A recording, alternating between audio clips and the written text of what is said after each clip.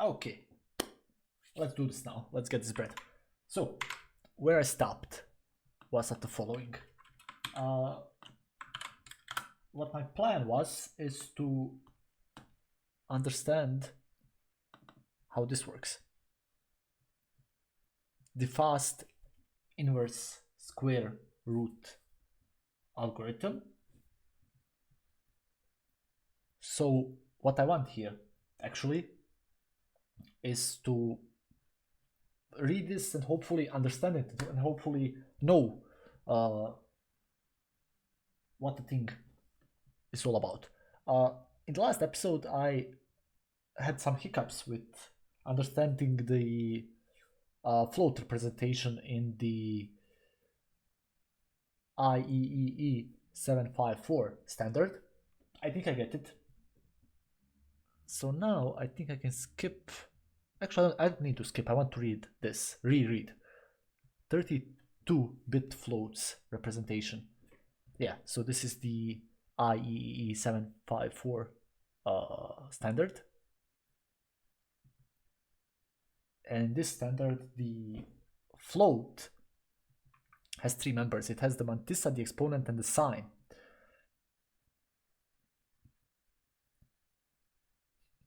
Okay, sign indicates whether the number is positive or negative. This is the range of the number, and the mantissa is linearly specifies where exactly in the range this number lives. The following equation shows how the actual numerical value n is conceptually derived from the three integer parts. Okay, so this is the sign, this is the exponent, n is the mantissa. If we break all of this into the mantissa, we set this constant to 127. E is this, we get this formula. The little trick to get the sign bit from a 0 or a 1 into a -1 or 1. Instead of simply multiplying by m, we multiply by 1 plus m. This ensures that when m is 0, we get 2e, and when m is 1, we get 2e plus 1, the full range. So when m is 0, so if this is 0, we get 2e, and when m is 1, we get 2e plus 1. Okay.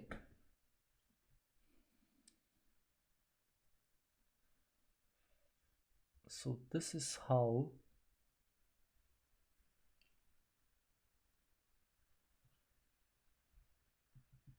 an example number like this would look like with this representation.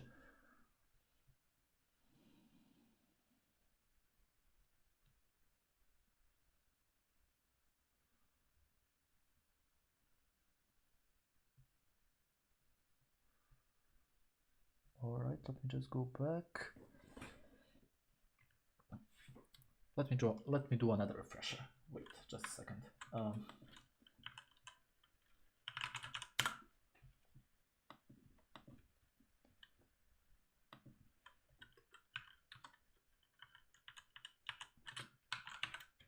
Let me do another one.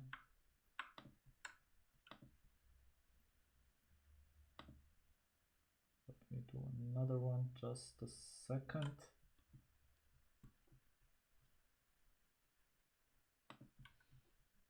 Alrighty, I'm just gonna paste this here. Wait, not this one. I watched this the last time. Wait.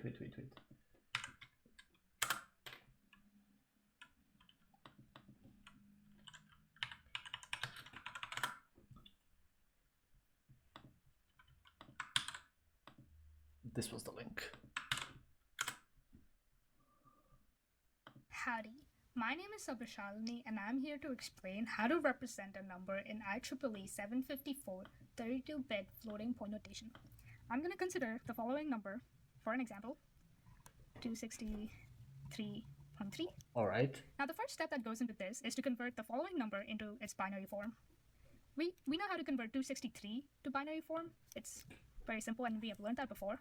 You just keep dividing it by 2 and keep track of the remainder. So in this case, it'll be 131. The remainder is 1 divided by 2 again.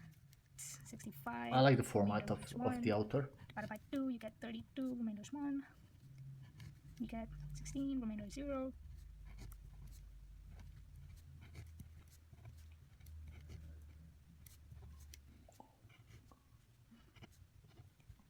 This is the last step where you get a 0 in this column, and this is where it stops.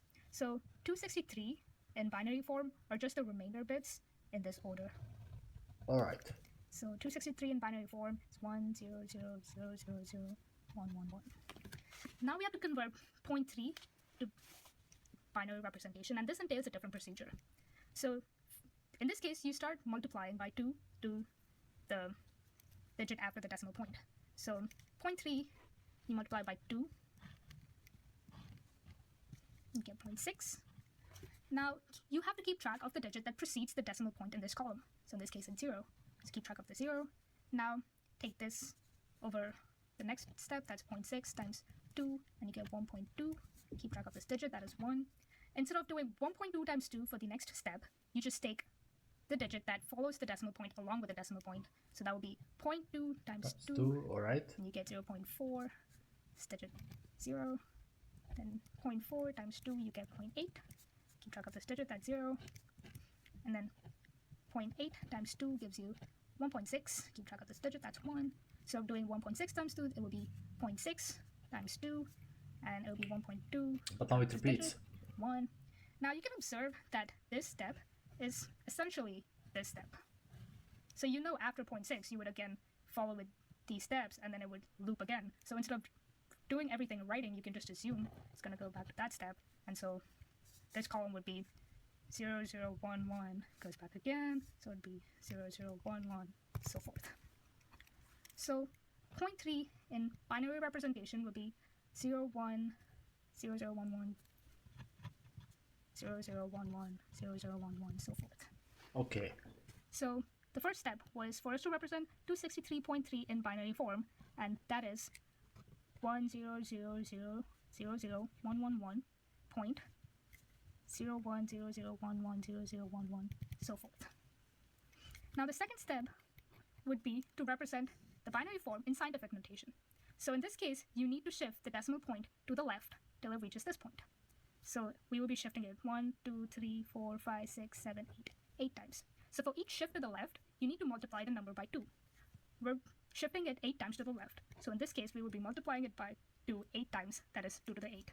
So in writing, that would be 1.000000011, 01, 0011, 0011, so forth, times 2 to the 8th. This is the scientific form.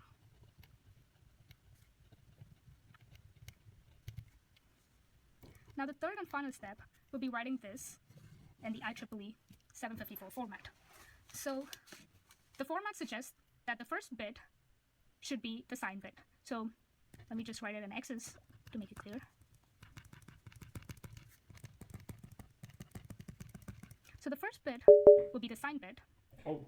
And protocol says that if the number being considered is a negative number, the sign bit will be assigned as 1. And if it's a positive number, it will be assigned as 0. So since 263.3 is a positive number in this case, our sign bit will be 0. The next 8 bits of the representation are the exponential bits. That is the exponent of 2 in the scientific notation, 8 times to the left. So in this case, we will be multiplying it by 2 8 times, that is 2 to the 8.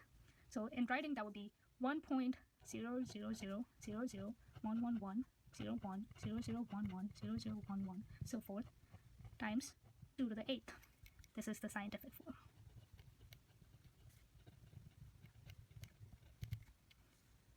Now the third and final step will be writing this in the IEEE 754 format. So the format suggests that the first bit should be the sign bit. So let me just write it in X's to make it clear. So the first bit will be the sign bit, and protocol says that if the number being considered is a negative number, the sign bit will be assigned as 1, and if it's a positive number, it will be assigned as 0. So since 263.3 is a positive number in this case, our sign bit will be 0. The next 8 bits of the representation are the exponential bits. That is the exponent of 2 in the scientific notation. Now we need to take care of the bias because in the 754 representation, the exponents has to cover negative and positive numbers, and so they have given a certain number as the bias value, and the exponent bias for single precision number is 127. So if you have a negative number here, you subtract it from the bias, and since this is a positive number, you add to the bias. So now we need to take care of the bias because in the 754 representation, the exponents has to cover negative and positive numbers, and so they have given a certain number as the bias value, and the exponent bias for single precision number is 127. So if you have a negative number here, you subtract it from the bias, and since this is a positive number, you add to the bias. So our exponent bits in this case would be 127 plus 8, and that is 135. Yep, and this is in decimal form, so when you convert it into binary notation using the steps that I've already shown you how to, you get 100001111. And these are the fraction bits. So we will have 23 fraction bits, and that is essentially the bits that follows the decimal point in the scientific notation. This is also known as the mantissa. So the fraction bits in this case would be 000001111 01 0011 0011, so forth. So the final IEEE representation goes as follows. So it's just combine all these bits together. You'll get the answer. So it's 0100, that's the first 4. Then 0011, that's the next 4. 1000, combine these 4. I'm just separating into 4 to make it more convenient for us to observe. 0011, 1010, 0110, 0110, 0110, because this goes on. So 4, 8, 12, 16. We have 32 bits over here, and this is the final representation of 263.3. I hope this was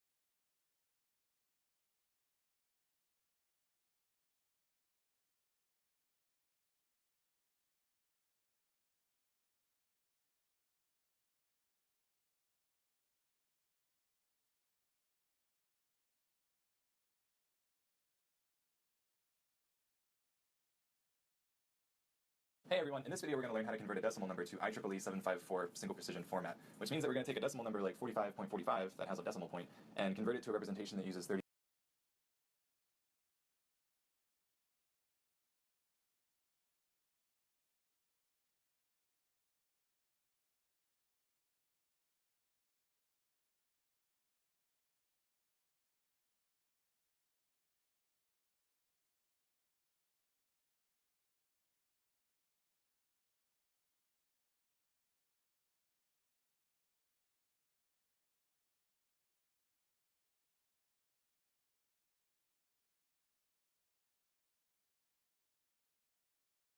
32 bits, hence the single and single precision. If you are taking CompoWork in fall of 2015, you may recognize this problem because it's number 2 on homework 5. So let's go and get started. The first thing we're going to do is we have to convert sort of the left-hand side of our decimal point to binary, so that's 45. So let's go and do that. This is pretty standard procedure. You know, you've done this tons of times from, I think it was homework 1. But yeah, let's go and get started. So 45 can be represented as 22. So you get the idea here. I'd really recommend using a pencil. You know, everybody makes mistakes. People always go to me and they say, Steven, you're a TA. You really shouldn't be making any mistakes here. But, you know, nobody's perfect. I mean, if you get 100 on your exam, you're basically perfect. Like, you can go and, like, tell your parents, like, hey, mom, hey, dad, I'm a perfect student. But, I mean, you have to be realistic. Like, you're not going to get 100 on the exam. Like, if you were going to get 100 on the exam, you wouldn't have to watch this video. Like, let's be real. Anyway, so we can stop now that we have this quotient at 0. Once this value reaches 0, not this one, this will never reach 0, and not this one, then we can go ahead and have our conversion. So this is pretty standard. We're going to read our remainders from bottom to top. So we can write that down. So this is our representation of 45 in binary.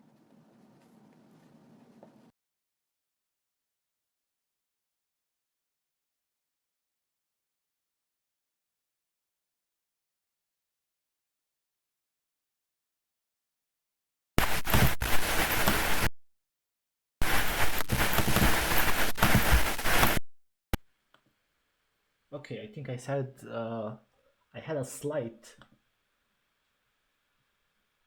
microphone mishap. Basically, I'm a brainlet. I can't understand this. So there's the sort of this is the whole recap of everything. Convert the right hand side. So we're gonna go ahead and convert Okay. 45, not to be confused with 45. Okay, this is a slightly different procedure, but it's nothing too crazy. So I wrote an equal sign, but I'm going to erase it because remember, pencils are important. So what we do is we take our value and we're going to multiply it by 2 a bunch of times, and then take the value that we get and do it on the next line. You'll see what I mean if you follow along. So we'll take 0.45, multiply it by 2, which will give us 0.9. And I really recommend, I'm going to go ahead and make this a column. I'd recommend writing a 0 whenever you encounter one. Don't leave it off because it'll help you read it in a bit. You'll see in a second. So we'll take 0.9, multiply that by 2, which will give us 1.8. And then when we copy 1.8 over here, we're going to go ahead and ignore the fact that this is a 1. So we're going to just ignore this 1 and just copy over the 0.8 times 2 equals 1.6.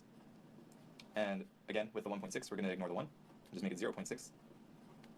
And this is going to be 1.2. Copy over just the 0.2 times 2 equals 0.4. And then we're just going to copy over 0.4 equals 0.8. Now I could keep going here, and I would keep getting new or more and more values for our right-hand side. So like more and more bits after the binary point. But the thing is that this is just going to repeat a cycle starting with this. So if I were to copy the 0.8 over, I would put 0.8 here and multiply it by 2 and get 1.6. But you can see that we have a step that looks just like that right here. So what I'm going to find out is that this whole section of 1100 is just going to keep repeating because I'll put a 0.8 here, and then it'll be 0.8 times 2 equals 1.6, and then this will equal, like 0.6 times 2 will equal 1.2, and this will just keep on going forever. So we know that our right-hand side is going to be, and you read this from top to bottom because you're multiplying, and it's just kind of like the opposite of doing this. Our right-hand side is going to be 0, 1, 1, and then we know if I write these other, did I get that right? 0, 1, 1, 1, 0, 0. I know that this particular portion is going to go on forever, so I'm going to put a bar above it to... Wait. So, okay, I understand these parts. I understand why he does this, and I understand why he does that.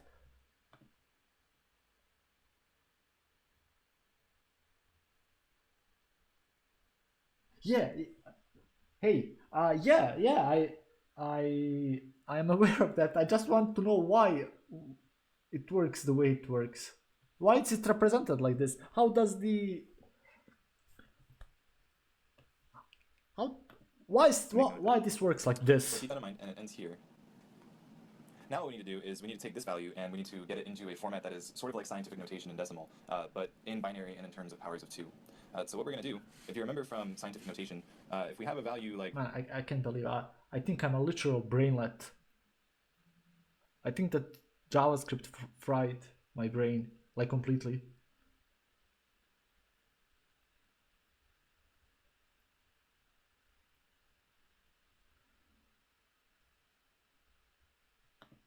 You know, 123.4, and we want to express this in scientific notation, we have to move this point to after the first digit.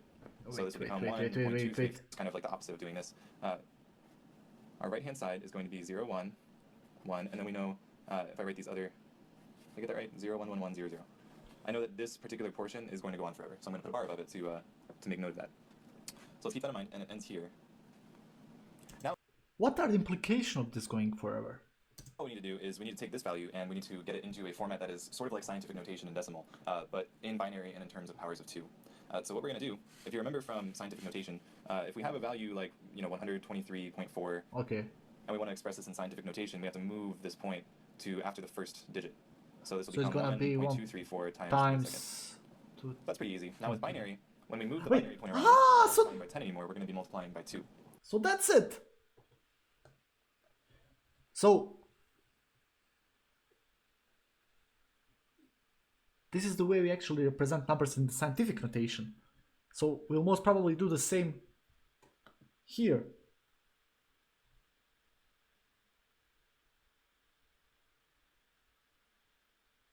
I haven't read the RFC. Yeah, I mean, basically, why I'm doing this is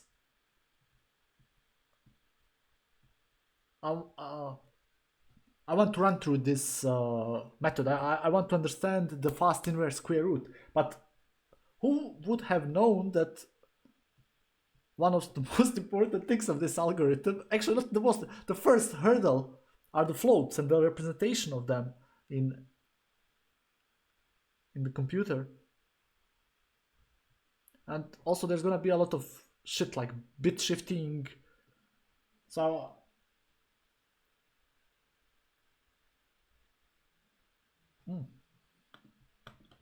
So we're going to take this binary point and move it over here after the first one to get this. So we're going to -1 over n times 0, 1, 1, 1 times 2 over 0, 1, 1.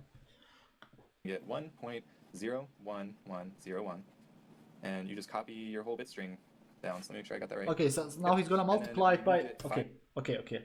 Now he's gonna multiply it by how many numbers he has here? He has here 0, 1, 1, 0, 1. So there are 5 numbers. So it's gonna multiply the whole new number with 2 over 5, right? 5 places to the left, so that's going to be times 2 to the 5th. So this is a useful representation for us because it gives us our mantissa. I know that it's not. I know that it's not a smart approximation. I remember the problem I'm having is, I remember reading it the first time being flabbergasted like by it. It was like another universe, and a couple of days ago I think I saw like a I don't know what even it was, an article, and it was mentioned there, and I opened it, and now things are somewhat clearer. I just want to understand it. I remember 8 years ago I fucking saw it, and I said to myself, yeah, I want to understand how this works. I don't think it's even used at all anymore for what was it, the lighting vectors, stuff like that. Just a moment, I'm gonna be there in a second.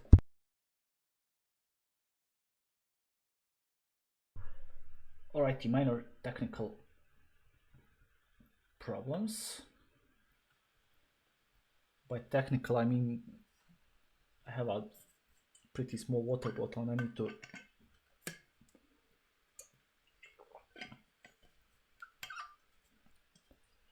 refill it every time. Okay, so I understand this. Our IEEE 754 format, it gives us our exponent, and we know that our sign is positive because 45 is a positive number. So let's go ahead and write that down. So we've got our sign is equal to 0, and we have that our exponent is equal to 5.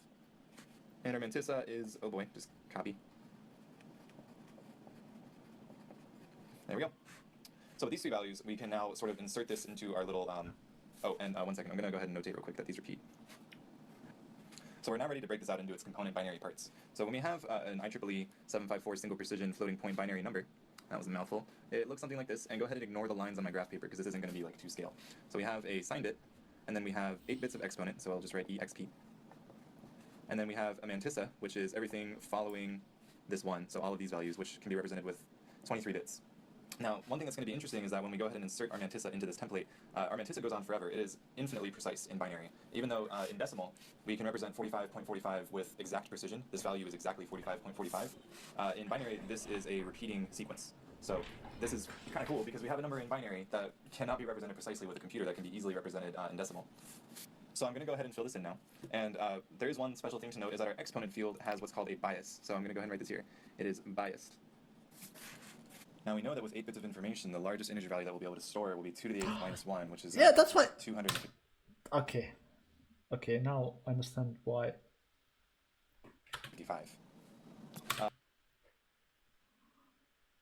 So now I understand why he has the exponent that consists of 8 numbers. And the thing is that our exponents are often we're going to want them to be negative because that will allow us to represent small numbers. If you have a small number with scientific notation in your exponent, or if you have a negative exponent rather with scientific notation, you know that you're going to be representing a very small number. So the exponent will be actually 2. It will be wait. I forgot I have my tablet connected all the time. So let me open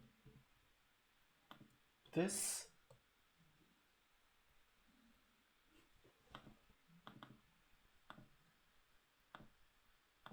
And if I open now, all right. Now I forgot what I want. Yeah.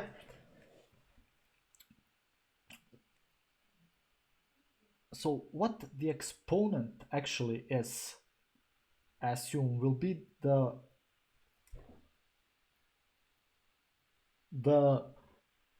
it will be the range between. Yeah. Wait. Let me just close this.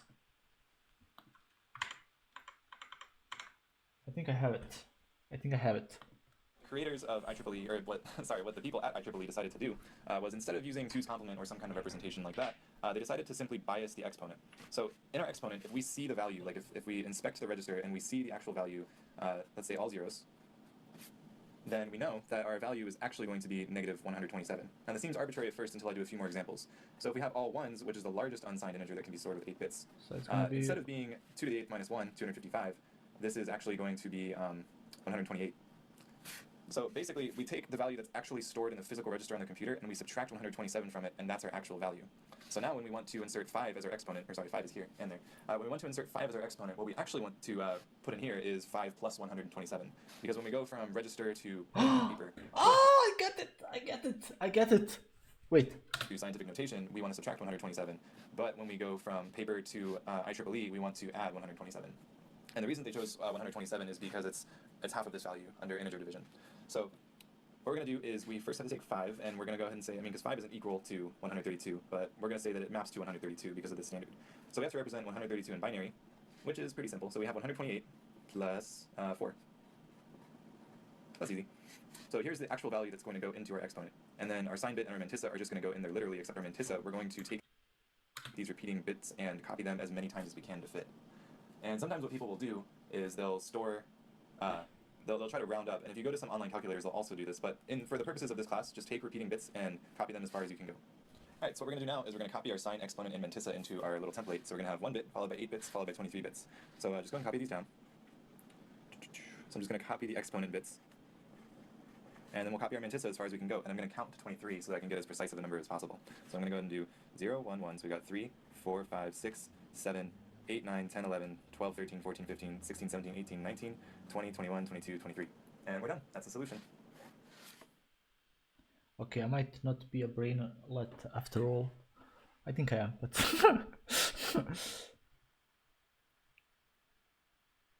the thing is, I understand why we do everything, but why has it chosen this logic?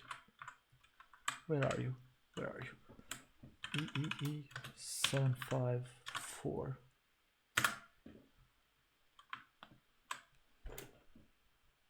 Geeks for geeks, like this site. I use it all the time when I studied at college, but I don't think it's very useful now. Let me see this.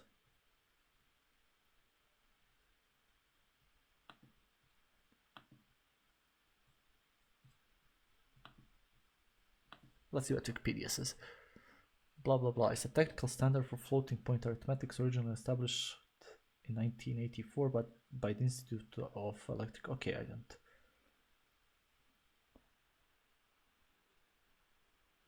So a format is a set of representations of numerical values and symbols. So it's basically just the way we include, we encode our set, right? So a floating point format is specified by a base, which is either 2 or binary, 2 or 10, binary or decimal, a precision p, an exponent,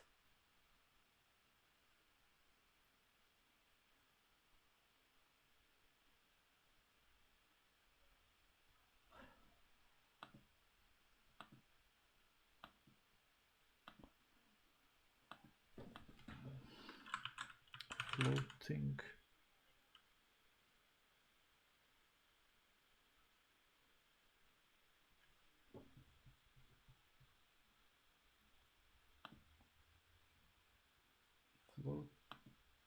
just a second.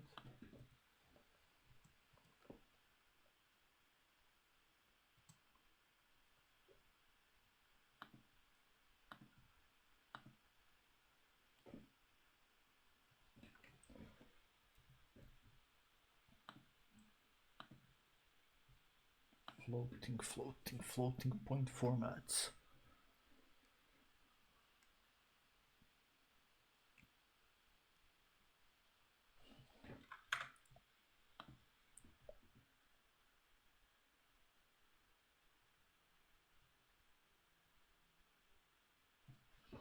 That's not it. explaining E754 floating point representation.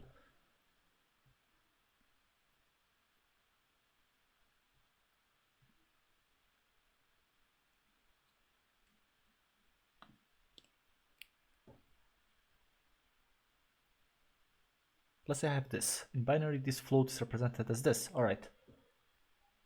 What I don't understand is how this representation. The exponent is 0 once you subtract the bias, and the fraction part with the... How does 1 scaled by nothing equals this?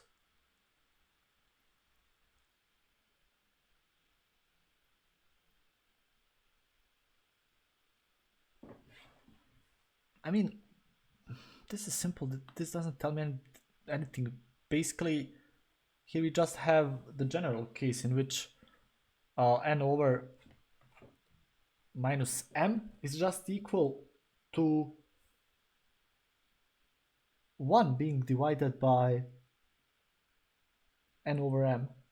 So if we have 10.007,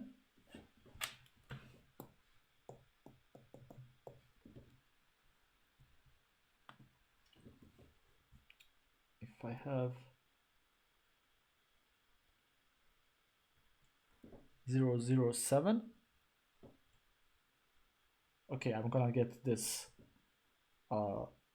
some other way, but I want to talk about this. So it's gonna be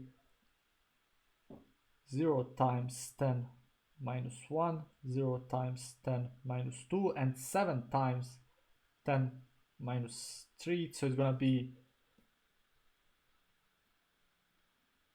7 over 1,000, right?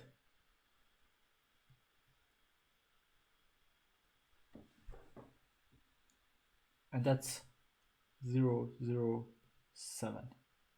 Which makes sense. This makes sense from a decimal standpoint. But I don't know why is this important. The binary number 1 is 1 times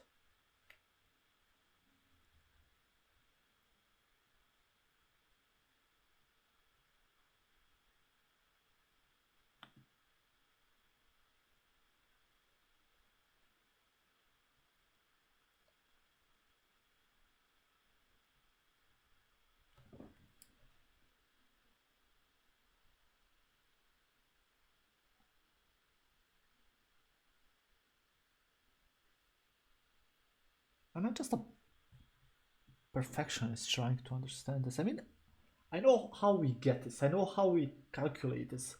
I think I'm just interested in why we use this, but a specific way of converting. But I can't read it anywhere. I can't find it anywhere.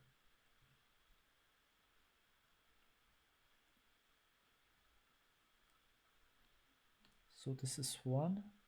This is 4, this is nothing, this is nothing, so this will be, wait.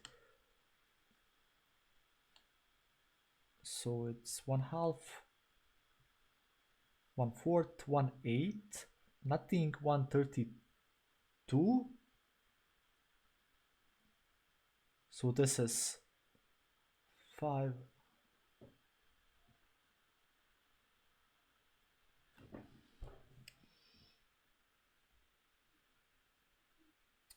Probably was easy to make hardware for. Yeah, I think I think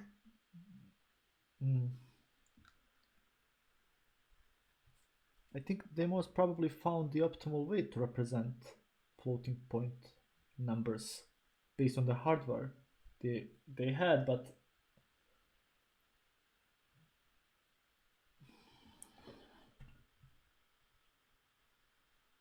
I would like to read something that's between a Wikipedia article and these pretty simplistic answers. Something with some background.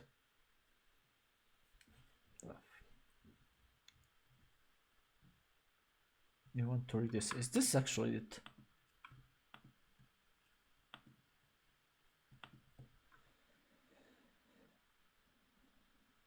Standards.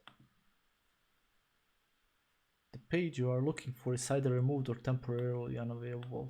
Alright.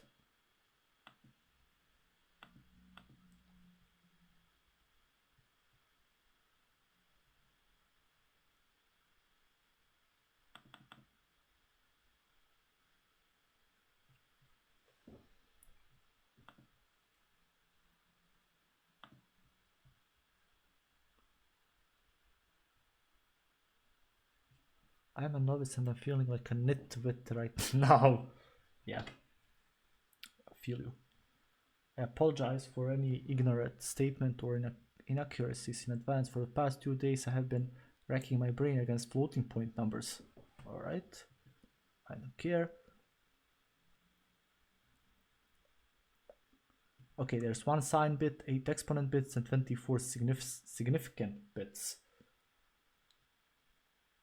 The significant is multiplied by the base 2 exponent in order to shift the radix point to the desired location. Alright.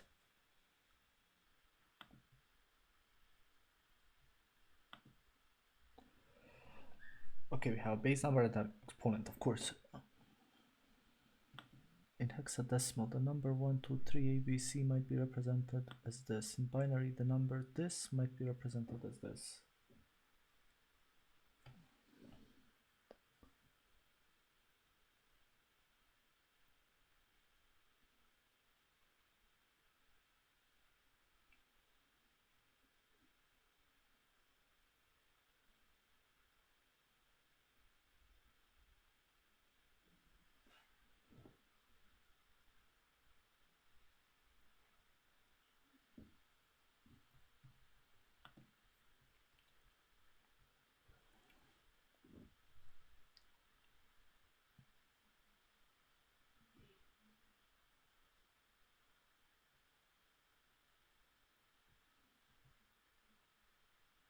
The sign bit.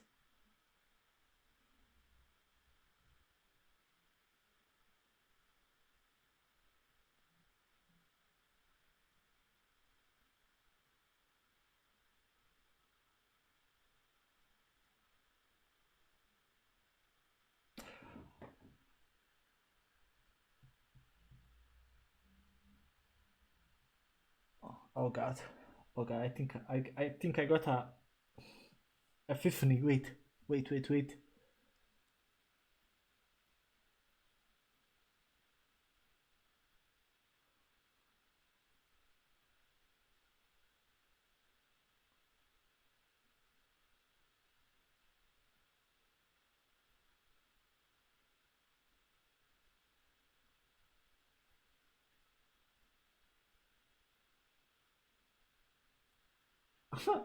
I think I understand. Basically, okay, the sign bit is not important. I mean, the sign bit is important, but it's not important in this scenario. Basically, the exponent just says how many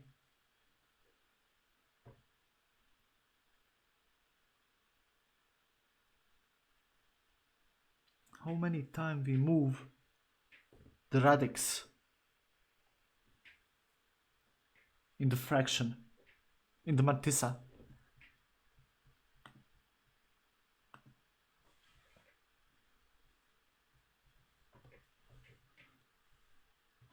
I think I get it. I think I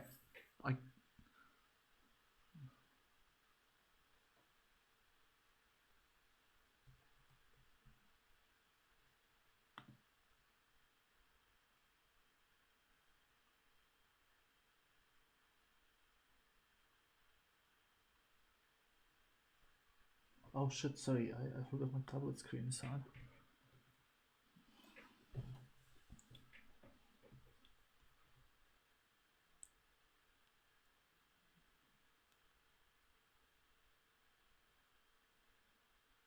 Oh yeah, what are the ranges of these numbers?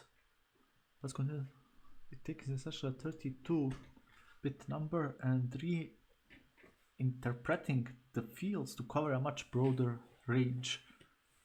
Something has to give, and that something is precision. For example, regular 32-bit integers with all precision centered around 0 can precisely store integers with 32 bits of resolution. Single precision floating point, on the other hand, is unable to match this resolution with 24 bits.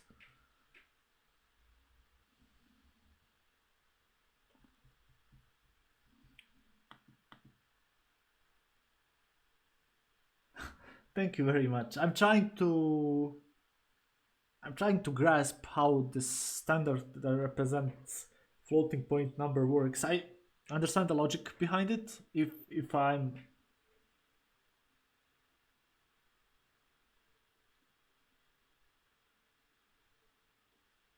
your channel name means sadness in Hindi, so it's like the sadness, truly suited for a channel involving coding. Yeah, we are sad people. Why would you say this? Oh my god. It's 20 minutes to 1 here, and I'm coding. Yeah, it is sad. I'm not even coding. I'm learning something that I won't even need. Ah.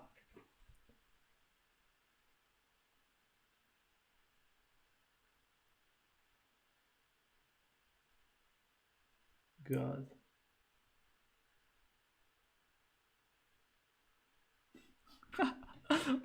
How is this possible? In my language, it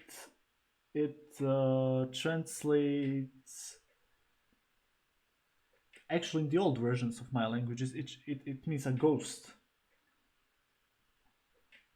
It's interesting. Hindu is, I think, part of the Indo-European languages, right? So maybe some words have similar origins. Indo-European similarities.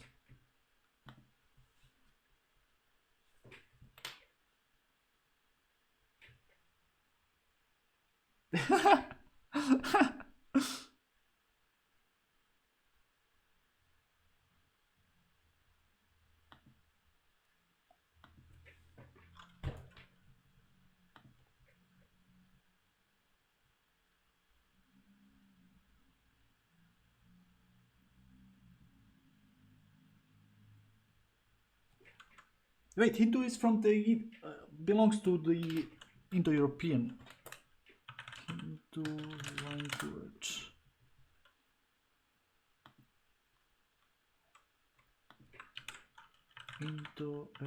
It is. Yeah, it is. So it probably has some similarities. Maybe it originated in the same. Yeah, I think ghosts are usually related to being sad. Wait. I'm learning, people. Wait. Don't bother me.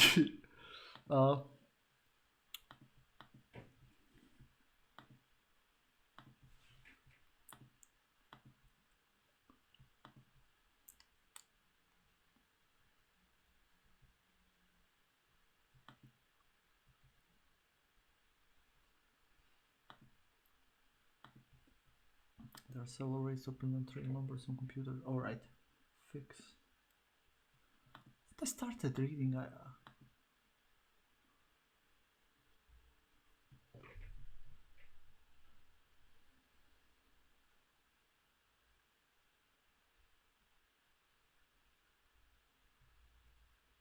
During its 23 years, it was the most widely used format for floating point computation. So it's not even used any.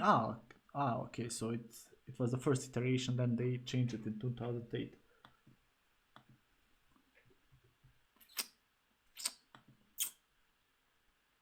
Okay, represents numbers in binary, providing definitions for 4 levels of precision. We have single precision.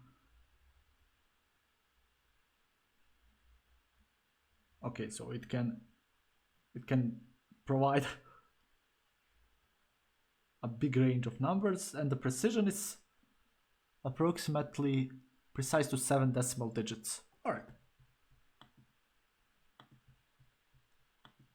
Standard also defines representations for positive and negative infinity and negative 0, blah blah blah blah blah. This is the single one. See text for explanation. All right.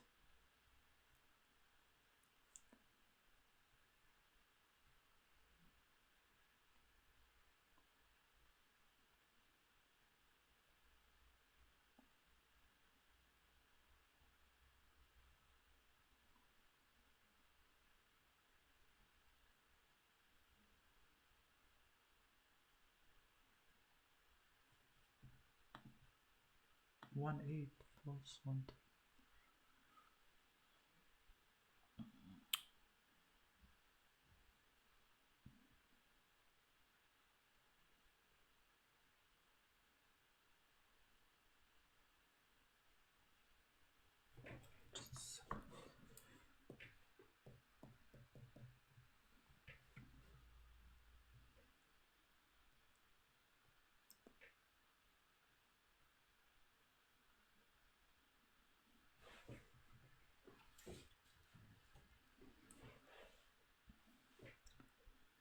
Wait.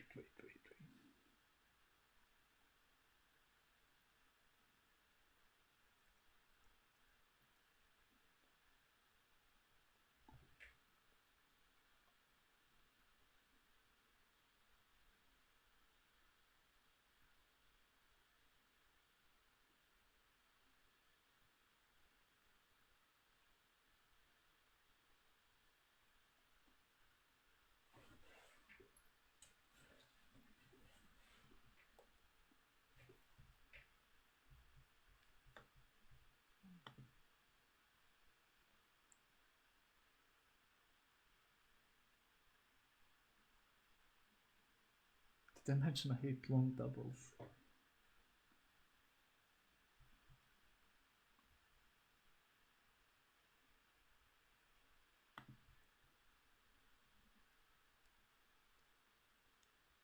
I hate this. BRB, I'm just gonna go for another water refill.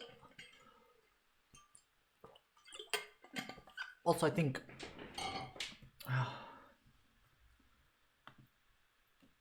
my brain is gonna work better after I walk.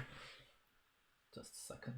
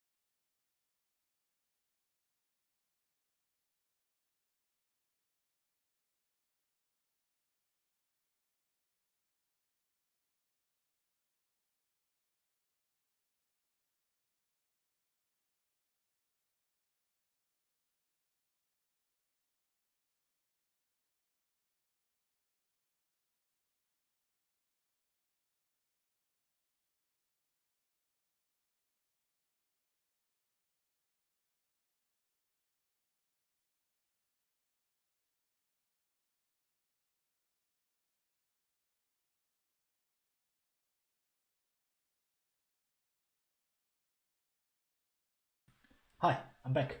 So let me just check the comments. I had to check long doubles are 10 bytes on my machine. The match I long double from what I've heard. It's either 120 bits or 80 bits. Yeah, well, I think the only time I had to use a precision like this was in university when we worked those mathematical iterative what was it, like the Newton's series or something like this? No idea. What the fuck was it? I can't remember.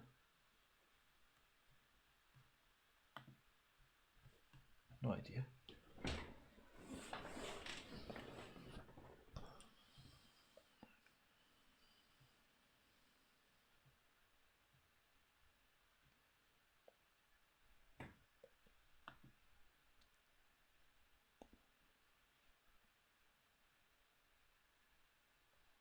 Okay, this is, I assume, simple. They are multiplying it by 2. One more time. I assume the third time the result is something like 1 point something. The next time 0, and the next time, the last time is 1. So this is the binary representation of it.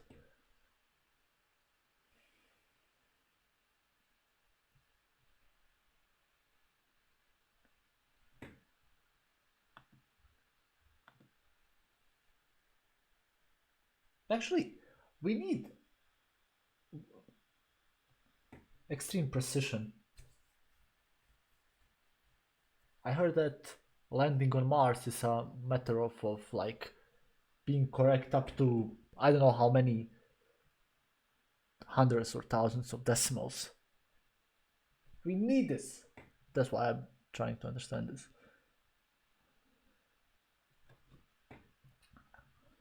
I mean, I know how it's, no. Okay, let's try this. Sorry.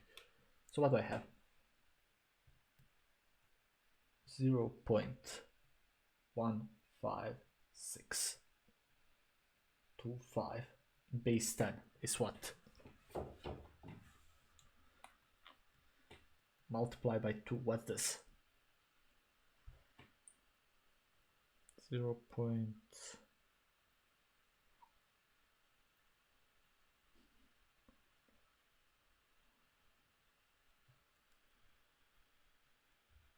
Zero 3 1 2 5. That's the 0 0 1 3 1 2 5 times 2. Yeah, it's 0.625. 0.625 times 2 is gonna be a 1. So it's 0.57. Oh no, I messed this up. It's 0.25.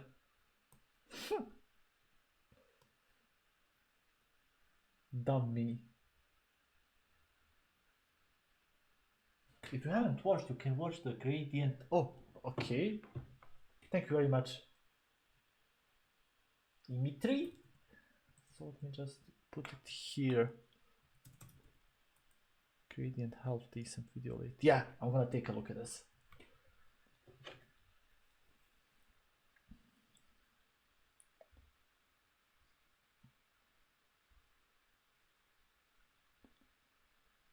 So 0.20, no, 0.25 times 2 is 0.5, and 0.5 times 2 is 1.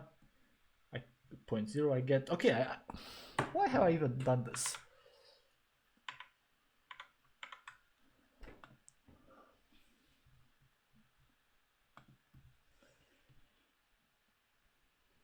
Single non-zero digit on the left and decimal point. We rewrite this number so it has one single 1 bit to the left of the binary point. So that was all. Fuck, I understand this now. I mean, I understand why and how it works. Yeah, I wrote it here. I'll definitely gonna check it. By the way, since I started using Joplin, I'm much better organized. I also have like a calendar that I try to fill. I always thought that organizing your day and your shit is something attention-seeking people do, but it really helps. It's a really helpful thing. Now we can read all of these functions. Okay, wait, where did I stop? Where did I stop? Here.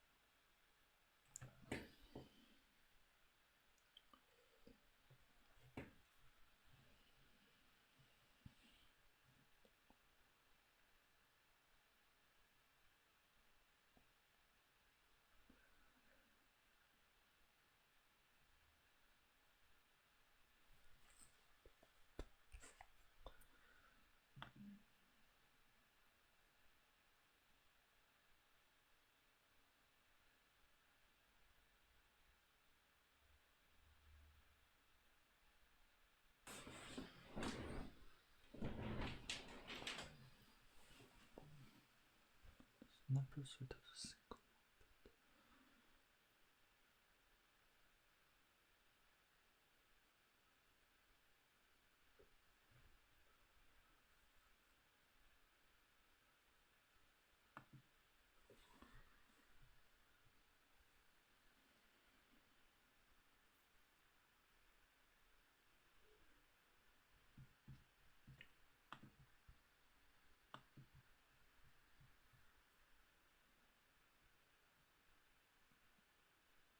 Oh, I got a brain freeze. The last 1 minute, I thought about a football match that I just watched.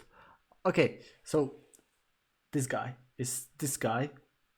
The only difference is it's rewritten in the scientific notation. All right, and the other difference it uses the base 2 instead of base 10. So the fraction is 0, 1, exponent is -3. So basically, what we'll do when represent this is the same thing, I think, the same thing. Let me see.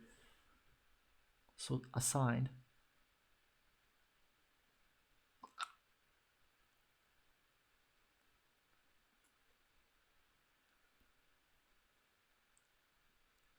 okay, so why we have this in the bias is because we have 8 bits to represent here.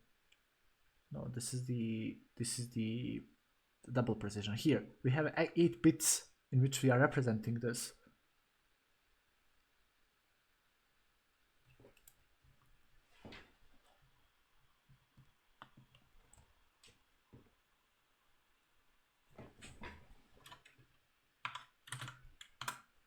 And 2 over 8 is 256.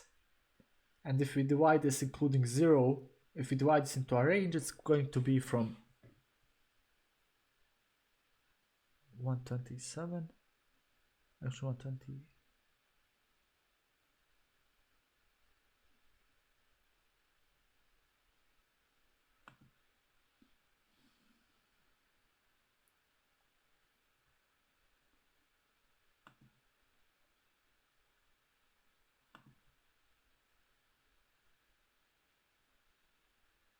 What? How can you have both positive and negative 0?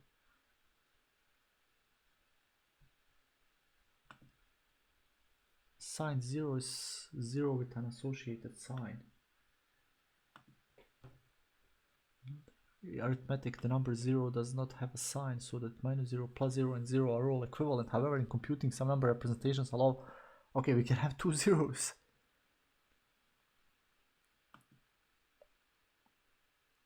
I mean, this might make sense in complex mathematics.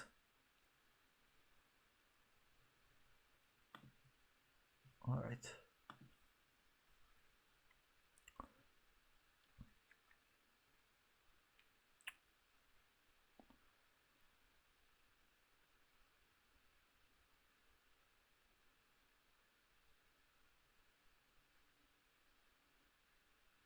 Precision is defined as the minimum difference between two successive mantissa representations. Thus, it's a function of only in the mantissa, while the gap is defined as the difference between two successive numbers. A single precision number occupied 32 bits.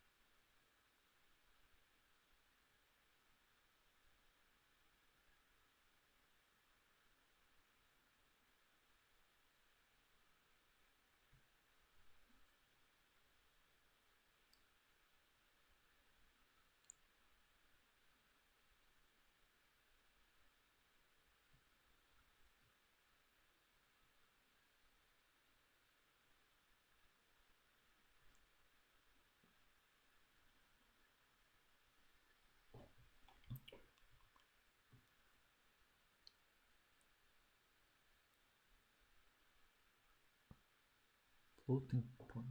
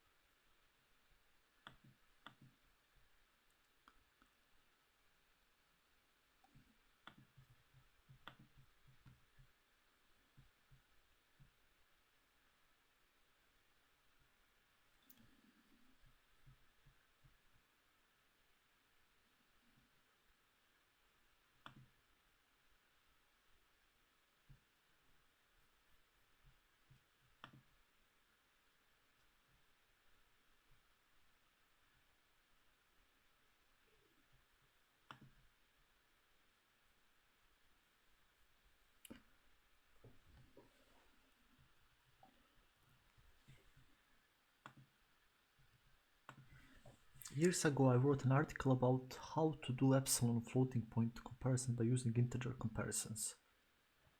Alright. The articles have some flaws. Ooh, why?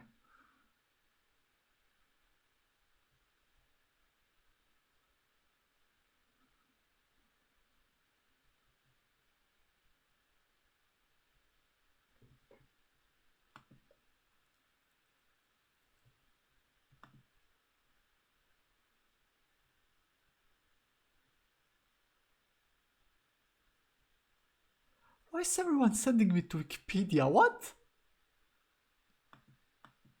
Why is everyone sending me to Wikipedia?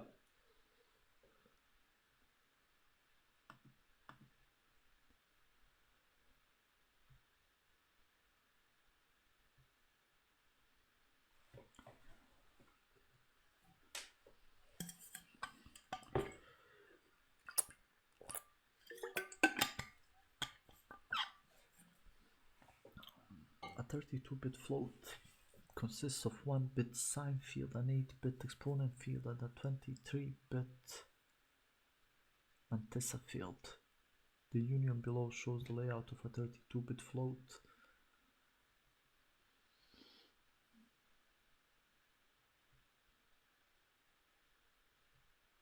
It's a violation of the aliasing rules for some compilers.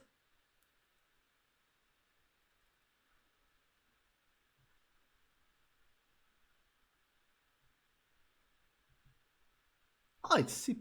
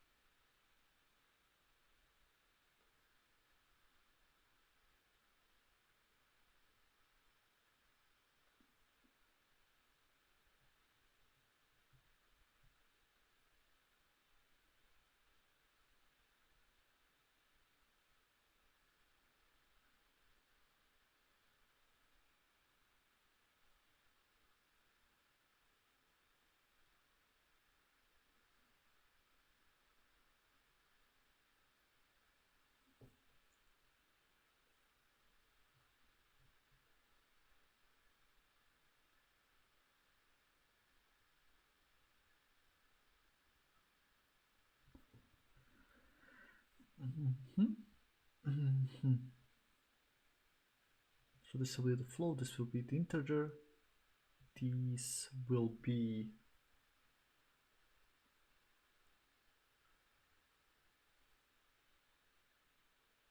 methods, what we have in the struct.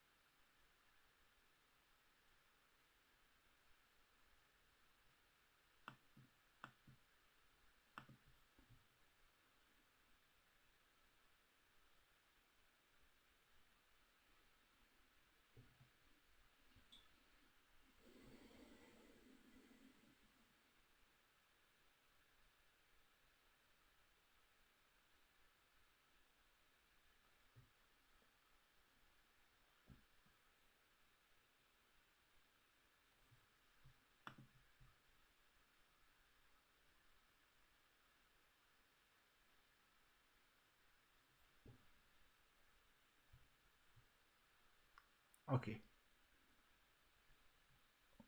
So we have an union. They're all sharing the same memory location, including float and integer value. Okay, so what's this? This is a constructor, right? Yeah, it's a constructor.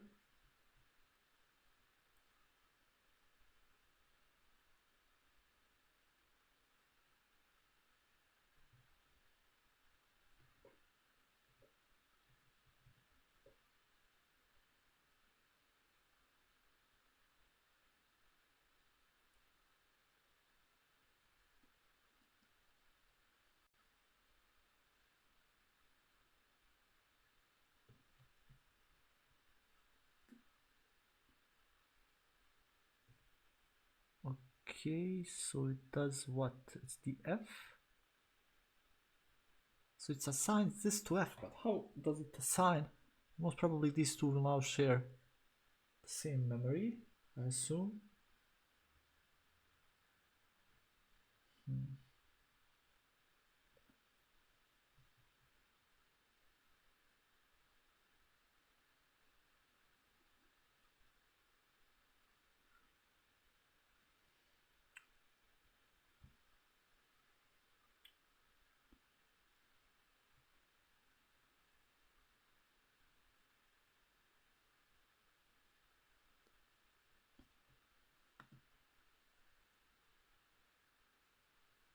Thank you very much. Yeah, I think I'm gonna do this. Thank you. I think I'm also gonna call it quits for today. It's already 1:10. I need to go to sleep as well. I think I'm gonna continue this tomorrow. Thank you. Thank you for the comments. They were amazing. I wrote some of them down. I'm also going, so peace out. See you some other time.